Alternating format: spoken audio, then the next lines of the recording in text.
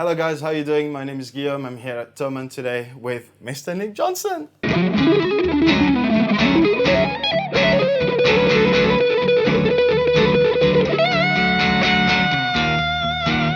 How are you doing, man? I'm good. It's good to see you again. Last time we hung out was at the Schecter factory. Yes, sir. And we were talking about how this guitar was brand new. Yes. And there's a guitar over here that was brand new. Yes. It's still pretty new. It's still pretty new. I think it's, well, technically it's 4 months old. It's still a young baby in its lifespan. Still holding up. As you can see, there's a little bit of tour spice on it. There's a little bit of a ding in the back. I think this happened somewhere in an airport somewhere. Bound to happen eventually. But, you know, much like our bodies, our guitars also will suffer the pains of time. So it's good to be back. It's good to be here amongst the big T. Really happy to have you, man. The Thank big you. T. You guys make a good cup of coffee. We do our best. I've got one objective today. Oh gosh. Yeah. Objective. Just the one though. Just the one. Okay. I couldn't do two. What do you got for me? I want to come out this room a better guitar player, and then eventually grow a biblical beard and take your place. A biblical beard. You kind of already got something going on there. Yeah, as that's of a beer. Well, we can try. I mean, we can try. We can play guitar and see what happens. I don't know whether you'll be a better guitar player, but you'll definitely be slightly older and closer to death. You like that? Yeah. It's life for you guys. That will be 10, 15, 30 minutes well spent. Perfect. What are you thinking? I'm okay with that. What do you want to do? So I'm thinking I'm gonna play some like simple kind of scaly licks, rather uninspiring, and then you're gonna Johnstonize them. Oh man, I like that verb. Yeah. See, that's to Johnston. That's I don't know a fame level. We use your name as a verb. Oh my gosh, that's when you know it's. Someone's gotta keep me in check. So you're gonna make it Johnston-y, and then tell us what's your thought process, kind of. Okay, cool. To make it interesting. Let's do it. All right.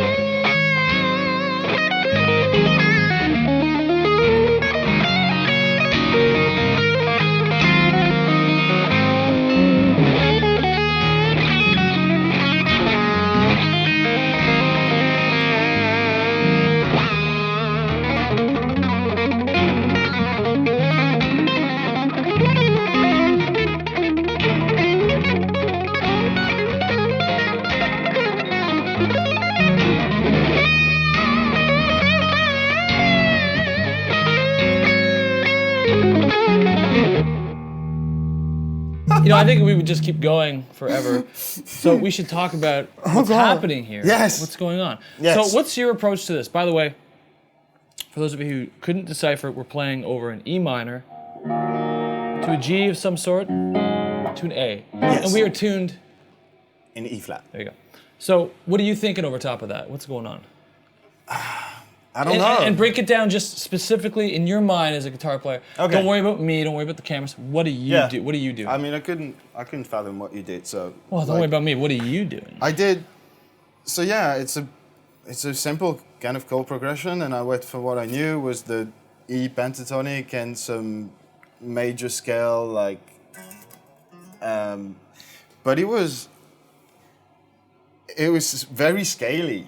It was very scaly. So I just stayed in that box. Right. And you when. Well, so you feel don't worry so much about me, but you're thinking now like E minor pentatonic, key of G major. Yeah. Okay. And it's tricky with a tempo like that. It's a very stiff tempo. It can be very tough, especially without a backbeat or something behind you. It's very difficult to make that feel like you're playing through different scales and different modes. It can be very, very good to play pentatonic stuff over it, of course, and it feels cool and bendy and David Gilmour-ish and stuff like that. But when you start trying to blend in different intervals and chromaticisms and different licks and less boxy stuff, it can be difficult because a lot of times you're playing behind slightly, you're dragging it forward, you're trying to play quicker stuff over a tempo like that, which is especially if it's just you and I, where maybe we're slowing down a little bit, or depending on what the other person's doing. But the closer you look at the chords, the more you realize it's actually a pretty difficult chord progression to play over. It's actually really hard, because there is, depending on how you look at it, there could be a key change in there. There could be a modulation. I'm looking at that as two different keys. I'm looking at this key of E minor. There's the 6 of G. There's the 1, and then there's the 5 of E major. So I'm looking at that now. Or sorry, that's basically not the 5 B major. I'm sorry, that's Mixolydian. So I'm looking at that as E natural minor to A Dorian. So I'm going from the key of G major to the key of D. So just even that alone, you look at how that is echoed across the neck, and this does happen to require a bit of music theory. So for those of you who don't know, I apologize for nothing. The big difference being the C to C sharp, right? So in E minor, this is our scale, right? We got, but now that it switches to an A chord, A has this C sharp versus A minor, which is an E minor. So now we've got, or this. Here's the first E. Then we play it as Dorian. So that one pitch is changed everywhere. So something as like simple as, let's say I had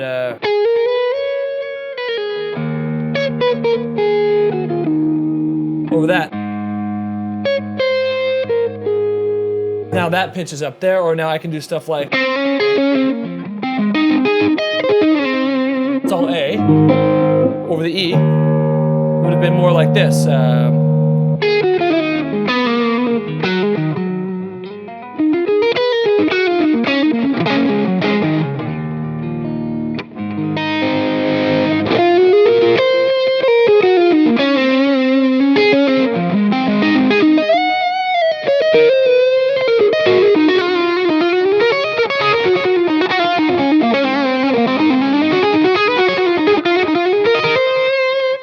All that C sharp information thrown in with just this.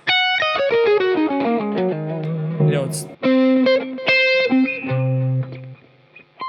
all over the place. Yeah. So if you're thinking of it, and that's where it starts to blur the line between your technique, your theory, your feel, all that stuff has to start to kind of just blend in together. Coagulate. And it doesn't always work. Like sometimes I'm playing shit and it just doesn't land, and that's fine. Okay. But at least you're trying to think more so than just fall back on the boxing. Because if you play this pattern over this,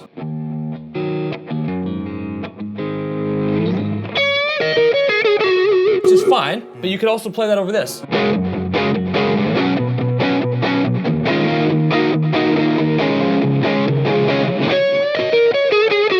I don't have to think. I know those pitches, like, and that's great, and it sounds really good. It's rock and roll, it's blues, it's cool. What else you got? Yeah. What else you got? What is going to take that progression and make it so you sound like you're experimenting, or you're improvising, you're trying something different? To continue on with that, if we took that first chord even, play the progression again for me real slow, just like 2, 3, 4. I could start that progression like this, right? Like.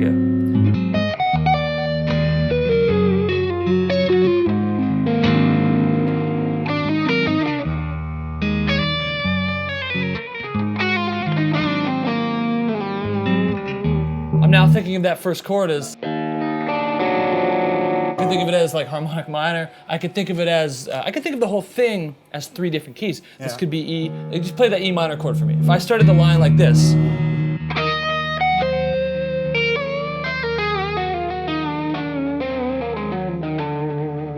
or if I went like this, do it again.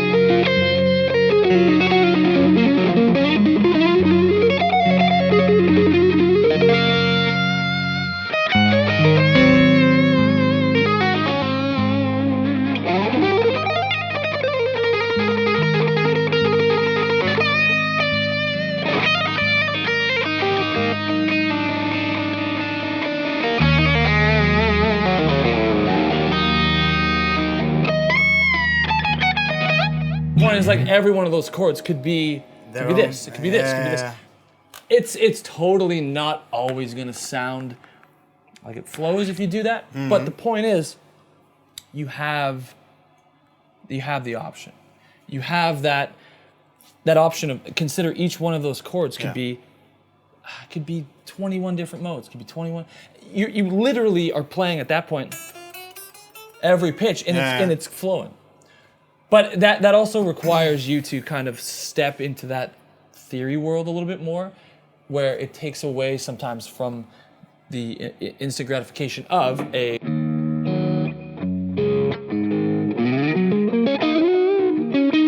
which sounds great, and we don't need to change that. But for yourself, my goal is to add more to that. You want to just you want your ear to tweak a little bit, and it could be something as simple as taking the scale and just or the mode or the position, and considering the pentatonic scale as the skeleton, as the steel in the walls, and then how do you kind of build up around that? Yeah. So like let's say your first chord's the E minor, maybe instead of doing like.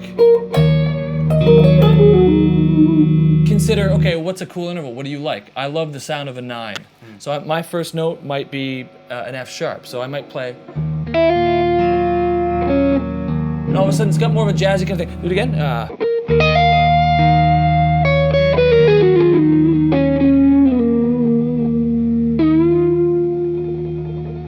And that doesn't sound as bluesy anymore. It sounds a little bit more pensive, or sounds a little bit sadder, a little darker, moodier.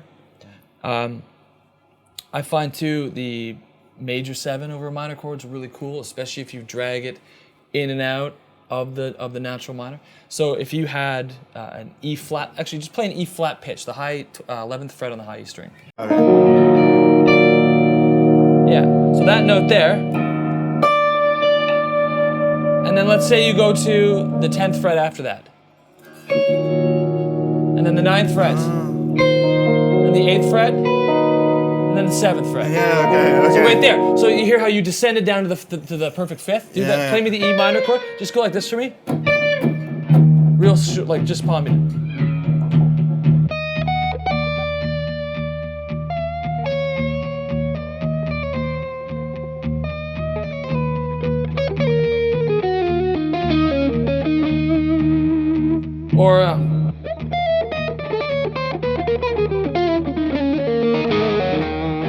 Or do it going up.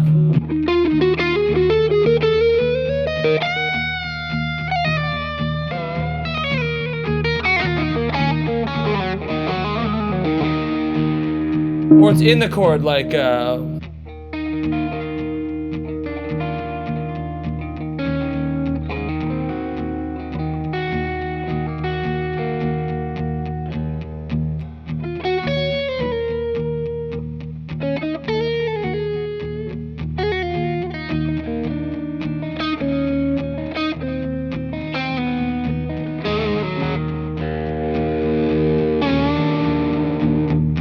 just trying to use some of those tensions back in key. Tension, back in key. And if you can start to come up with lines that are using that the lines feel good under your hands. Yeah. An E minor arpeggio with that 6 in it. Do that for me again. Here's that 6. There.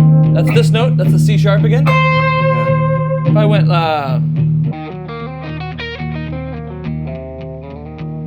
all of a sudden, if I went,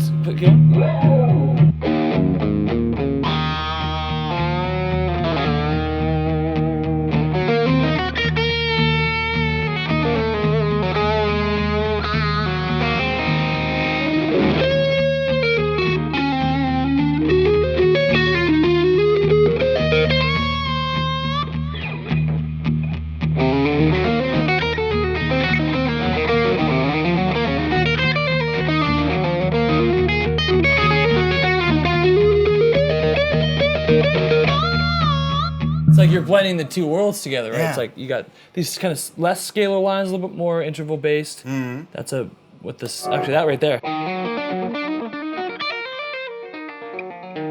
That's with the 7 and the 9. There's just so much you can do if you start thinking in terms of intervals over the chord you're playing. It's more of a personal challenge at that point. Like, can I get that pitch? I'll tell you a little story. I was playing with this band that I'm friends with all the members. And it's in the town I live in, Guelph, Ontario, Canada. And there was 4 of us jamming, and we were all jamming over an E, just like that. The band and the drummer and the bass player, everyone was just playing an E minor chord. Something like that. And everyone that soloed, it was all like, just go like this for me for a minute. Just like that. The first guy goes up.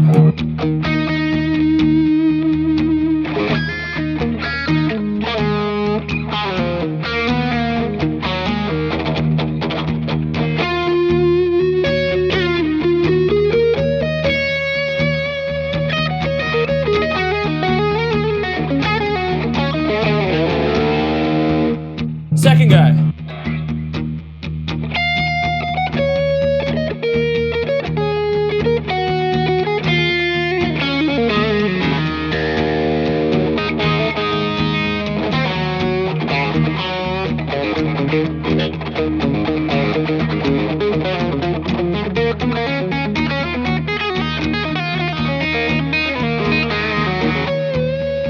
And I go up.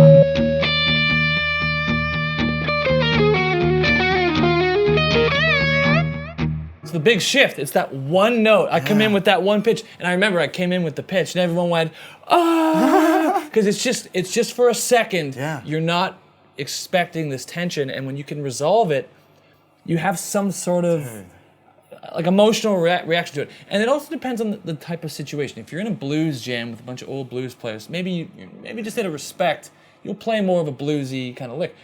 But in that case, no one was using these tensions, and the second I played one of them, it was the most refreshing breath of fresh air in the room.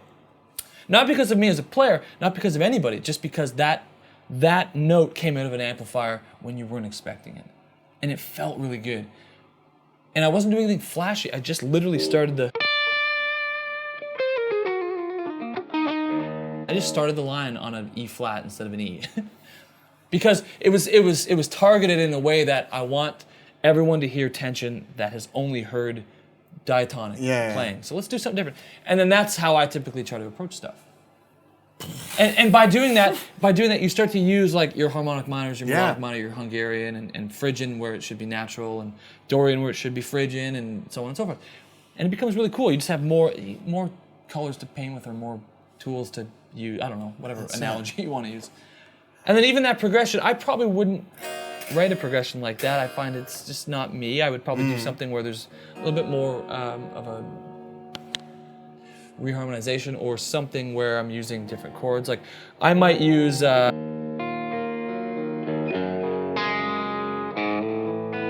might use a B flat instead of an A, or an A sharp. Like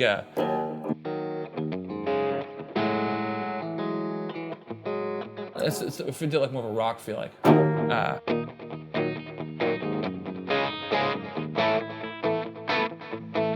gonna play on that.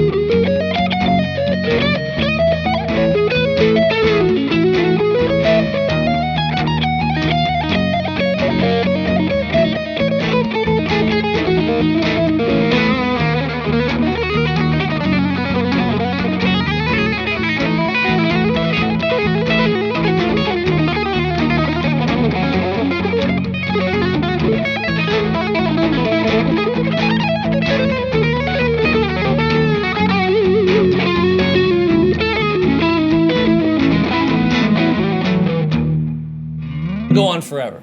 And then I would maybe add another chord at the end. Maybe I'd change it like. And maybe I'll go like. At an E flat. Let's see what that sounds like. So if I went flat, let's try this.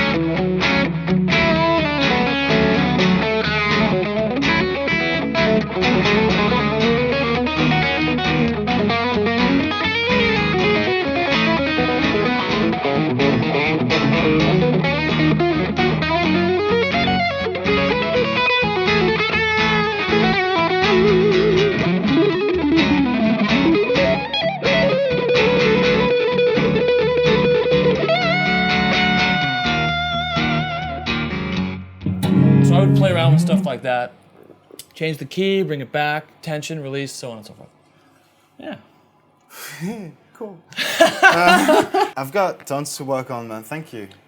Thank you so do I. much. So do we all. Yeah, We all have tons to work on. that's the spirit, right? My pleasure, man. My pleasure. Thank you. Of course. I hope you guys learned as much as I did. I hope they learned it. I hope they understood half of it. I mean, I didn't. I'll get back to it, and I'll get back to it again, and then at some point, you know. Thank you so much for taking the time, and thank you guys Thanks for watching. to everyone at the Big T for having me. The big kick drum. That was Nick Johnston here at Thomann, and I've been Guillaume. Thank you guys very much, and see you soon.